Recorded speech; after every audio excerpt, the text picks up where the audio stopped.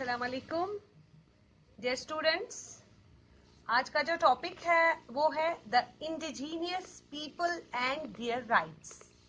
ध्यान दीजिएगा, the indigenous people and their rights, इसके बारे में आज हमें पढ़ना है। क्योंकि आप जानते ही हैं कि हमारा जो चैप्टर है वो है एनवायरनमेंट एंड नेचुरल रिसोर्सेज। उसमें सारा कुछ हमने पढ़ा, एनवायरनमेंटल मूवमेंट्स पढ़ी।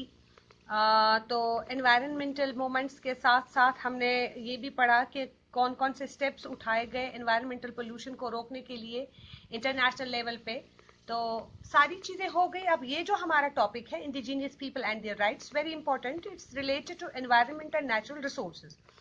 आप कहेंगे कि ये इंडिजीनियस पीपल है कौन और इनके क्या राइट्स है, और एनवायरनमेंटल प्रॉब्लम्स की वजह से, एनवायरनमेंटल पोल्यूशन की वजह से इनकी जिंदगी पर क्यों असर पड़ रहा है और कैसे पड़ रहा है। तो वही हमें इस टॉपिक में पढ़ना है। सबसे पहले मैं आपको डिफाइन करूं इंडिजीनियस पीपल होता क्या है। बच्चों, जब हम लिटरली देखेंगे literal meaning of indigenous people, indigenous means originating or occurring naturally in a particular place। याद रखिएगा, indigenous means originating or occurring naturally in a particular place, यानी जिनको नेटिव कहा जाता है। कोई ऐसा शख्स जो नेचुरली वहां ही रह रहा है किसी पर्टिकुलर प्लेस में।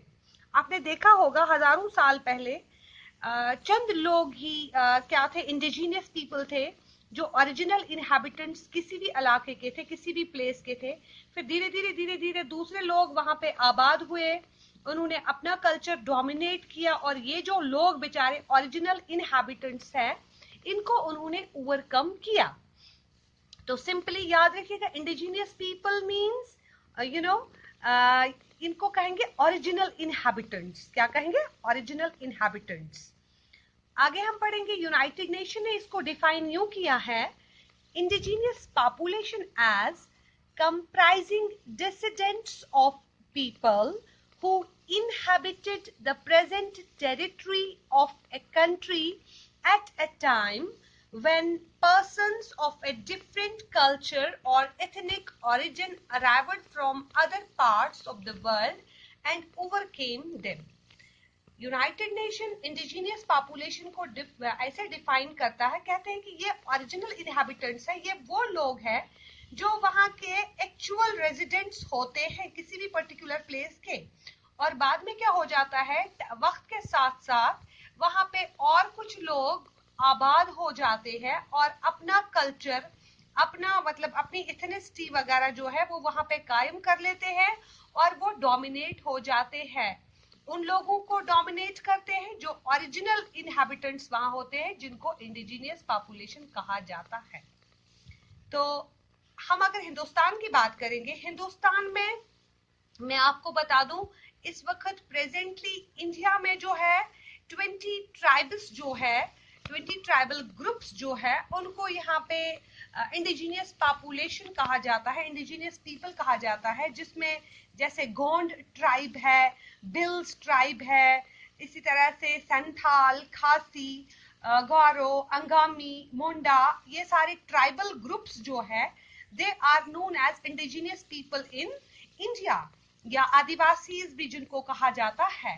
तो हिंदुस्तान में इनफैक्ट जो शेड्यूल्ड ट्राइब्स हैं, ट्राइबल ग्रुप्स हैं, they are known as indigenous people. और ये जो इंडिजीनियस पीपल होते हैं बच्चों, मैं आपको बता दूं, इनका अलग कल्चर, इनका अलग रहन सहन, इनकी अलग दुनिया होती है। तो ये समझ लो अपने कौम से ज्यादा मोहब्बत रखते हैं, उसके रूल्स, अपने कबीले के रूल्स जो इनको होते हैं, और कबीले का कल्चर जो होता है उसी को लेके ये आगे बढ़ते हैं। कबीले में अलग से नॉर्म्स, अलग से लॉज जो होते हैं, इन लोगों पर वही लॉज इंप्लीमेंट होते हैं। आपने देखा होगा हिंदुस्तान में भी जब हम देखते हैं कुछ स्टेट्स जो है उनको कुछ स्पेशल स्टेटस मिला है, जैसे जब हम ट्राइबल्स की बात करेंगे तो हिंदुस्तान में कुछ ऐसी स्टेट्स है, जैसे नॉर्थ ईस्टर्न स्टेट्स की मैं बात करूंगी, वहां पे ज्यादा ट्राइबल्स रहते हैं, और वहां पे उन्होंने अलग से ट्राइबल ऑटोनॉमस हिल्स बनाए हैं, उनको अलग से ज्यादा इख्तियारात दिए गए हैं और स्टेट को कहा गया है कि इनको ऑटोनॉमी हमें देनी चाहिए, इनके कल्चर के साथ, इनके नॉर्म्स के साथ हमें छेड़खानी नहीं करनी चाहिए, क्योंकि जब हम इनके कल्चर के साथ छेड़खानी करेंगे naturally they demand separate statehood. इसलिए हम नहीं चाहते हैं कि देश का बंटवारा हो, इसलिए बंटवारे से बचने के लिए इन ट्राइबल्स को, इंडिजीनियस पीपल को हिंदुस्तान ने अलग से कुछ स्पेशल स्टेटस दिया हुआ है। तो इंडिजीनियस पीपल, अभी मैं बात कर रही थी, जब हम वर्ल्ड पॉलिटिक्स की बात करेंगे तो वर्ल्ड पॉलिटिक्स में there are over 10 lakh indigenous people in Chile, around 6 lakh tribal people in Chittagong Hill Tracts in Bangladesh. अलग अलग यहाँ पे डाटा दिया गया है। बांग्लादेश की जहां तक चिटागोंग हिल्स की बात है, वहां पे 6 लाख से ज्यादा ये ट्राइबल्स है। जब हम चिले की बात करेंगे ओवर 10 लाख है, या जब हम नॉर्थ अमेरिका की बात करेंगे देयर आर 35 लाख नेटिव्स। और इसी तरह से यहाँ पे हर एक जगह पनामा का दिया गया है, वहां 50,000 ओवर 50,000 है। ओवर 20 लाख जो है वो फिलीपाइंस में है, या अराउंड 10 लाख जो है वो सोवियत नॉर्थ में है। तो इसका मतलब है जो इंडिजीनियस पीपल है ये किसी एक स्टेट में, किसी एक पर्टिकुलर एरिया में नहीं है, बल्कि पूरी दुनिया में फैले हुए हैं। अलग अलग इलाकों में इन्होंने अपनी जगह, पहले से ये आबाद हुए हैं वहां पे, और बाकी रेसेस वहां पे फिर धीरे धीरे आबाद हो गए, उन्होंने वहां पे अपना सिक्का जमा लिया। इस तरह से उनको, इन बेचारों को, इंडिजीनियस पीपल को इन्होंने ओवरकम कर लिया।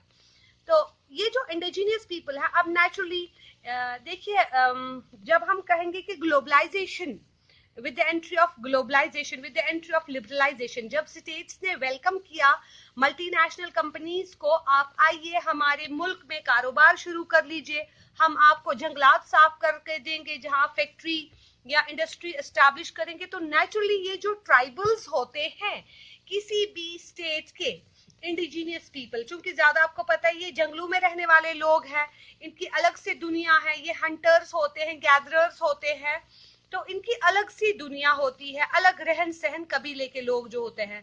तो यहाँ पे जब हम कहते हैं कि मल्टीनेशनल कंपनीज को जब आपने एंट्री कर ली तो आपने डिफॉरेस्टेशन शुरू कर दी।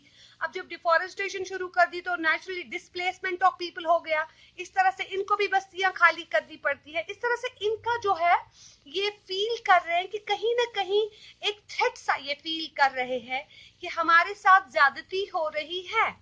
एक तो हम ओरिजिनल इनहैबिटेंट्स हैं, उसके बाद हमने कहा कि चलो ठीक है, अब ये लोग आए, इनको भी आबाद होने दे दो, इनको अपने कल्चर को आगे बढ़ाने दे दो।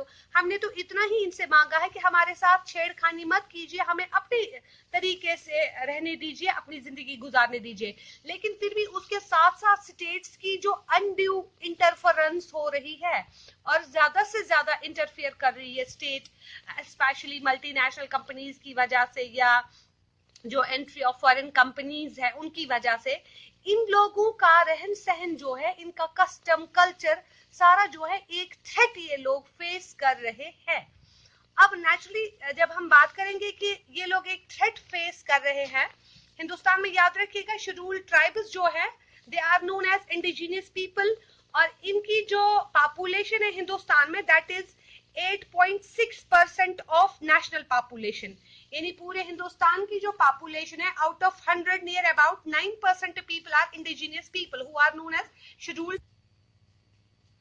सो इस तरह से हिंदुस्तान की जब हम बात करेंगे, हिंदुस्तान में प्रेजेंटली 8.6 जो है 8.6, it's 8.6, that's the total population of indigenous people of national population, या ऐसा भी कह सकते हैं over 104 million people are there in India who are indigenous people. तो आपको पता ही है कि इन लोगों का काम क्या है, they depend on farming, they depend on hunting, gathering, ये इनका काम है बेचारों का। तो for centuries indigenous people had free access to land of subsistence farming, इनको पहले से, हजारों साल पहले से, क्योंकि ये ओरिजिनल इनहैबिटेंट्स है, बहुत पुराने लोग हैं, तो इनके लिए खुली आबादी, खुली जमीन थी, खुले जंगलात थे। धीरे धीरे पॉपुलेशन बढ़ती गई, धीरे धीरे ग्लोबलाइजेशन, लिबरलाइजेशन की वजह से इनका जो रहन सहन था उसमें रुकावटें आ रही है।